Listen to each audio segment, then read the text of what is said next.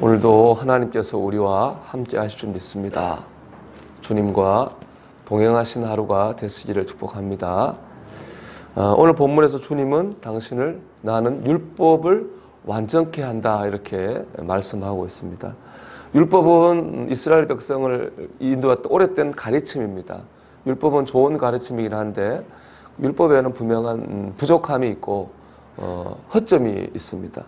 그런데 주님은 말씀으로 그 율법의 부족함을 채워서 완전하게 하시는 것이죠.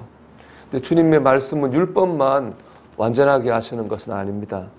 우리도 완전하게 하셔요.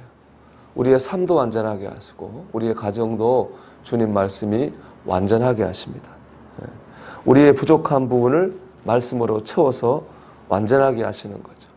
그렇기 때문에 우리가 주님의 말씀을 따라 살 때 그리스도인으로서 우리의 삶이 완전해지는 겁니다. 근데 주님께서 완전케 하시는 방법이 중요해요. 그 방법은 뭐냐? 재해석이에요. 21절에 나오는 것처럼 율법에 의하면요, 살인의 죄를 지으면 심판을 받아야 됩니다. 근데 주님께서는 율법을 다시 새롭게 재해석하고 있어요. 22절인데요. 같이 읽어볼게요. 나는 너희에게 이르노니 형제에게 노하는 자마다 심판을 받게 되고 형제를 대하여 라가라 하는 자는 공에 잡혀가게 되고 미련한 놈이라 하는 자는 지옥불에 들어가게 되리라. 아멘. 그러니까 심판받는 사람의 범위가 늘어났어요. 살인하는 사람만 심판받는 게 아니고 이유 없이 화를 내거나 다른 사람에게 말로 공격을 하면 그 사람도 심판을 받게 된다는 거죠. 요즘 말로 하면 사람이 이렇게 손으로 때리는 것만 폭력이 아닌 거죠.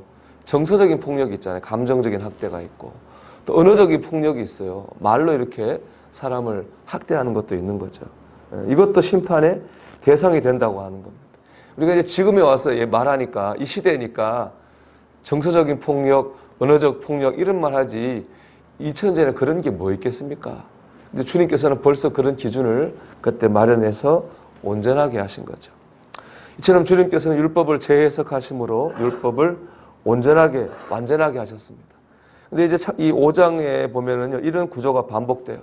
먼저 율법은 이렇게 말하는데 나는 너희에게 말하노니 이렇다. 이런 구조가 5장에 보면 반복되는 거예요. 주님의 기존 율법을 재해석하는 겁니다.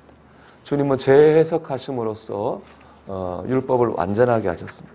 우리도 완전해지려면 어떻게 되느냐? 주님의 말씀을 통해서 우리의 삶을 믿음으로 재해석을 해야 됩니다. 예를 들면 사도 바울은요, 병이 있었습니다. 그 병이 무엇인지는 학자들에 따라 다른데 어쨌든 그 병이 사도 바울에게나 사도 바울의 사역에 굉장히 큰 걸림돌이었던 것은 분명합니다.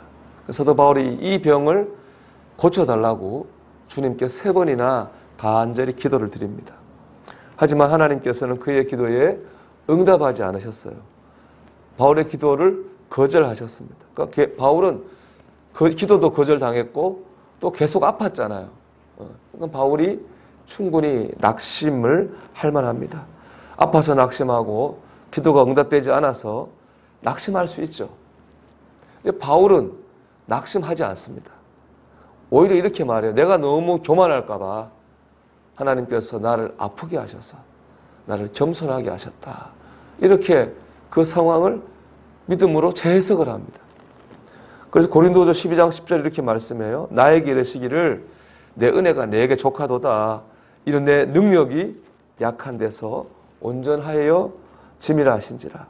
그러므로 도리어 크게 기뻐함으로 나의 여러 약한 것들에 대하여 자랑하리니 이는 그리스도의 능력이 내게 머물게 하려 함이라. 바울은 오히려 감사하고 기뻐했어요. 기도 거절당하고 아팠던 것 때문에. 낙심한 게 아니라 감사했어요.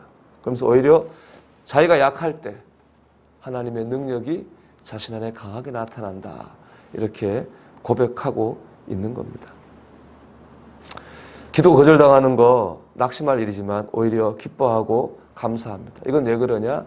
바울이 믿음을 통해서 그 현실과 상황을 믿음으로 재해석을 했기 때문에 기뻐하고 감사할 수 있는 겁니다. 이런 믿음의 재해석을 통해서 바울의 믿음이 완전해졌습니다. 또 바울의 고백대로 이 바울의 삶을 통해서 하나님의 능력이 강하게 나타났습니다. 여러분, 믿으면 믿음의 눈으로 내 앞에 있는 현실을 재해석하는 겁니다. 세상은 이렇게 봐도 믿음의 눈으로 보면은 저렇게 볼 수 있는 겁니다. 세상 사람들은 이런 일 이렇게 받아들여도 믿음의 가슴으로 보면은 저렇게 받아들일 수가 있는 겁니다. 그게 바로 믿음입니다. 그런 믿음을 통해서 우리는 완전해지고 하나님의 능력을 경험하게 될 것입니다. 여러분, 오늘도 우리가 갖고 있는 현실이 어땠든지를 그대로 볼 게 아니라 믿음으로, 주님의 말씀으로 그거를 곱씹어보고 다시 믿음으로 해석하기를 바랍니다. 그럴 때 우리의 삶이 온전해지고 우리가 하나님의 능력을 경험하게 될 줄로 믿습니다. 오늘 믿음으로 삶을 해석할 수 있는 저와 여러분이 되시기를 주의 이름으로 축원합니다. 기도하겠습니다. 우리는 말씀을 붙들고 기도합니다. 오늘도 믿음으로 내 눈앞에 있는 현실을 재해석할 수 있도록 은혜를 주시옵소서. 우리 같이 기도드리겠습니다.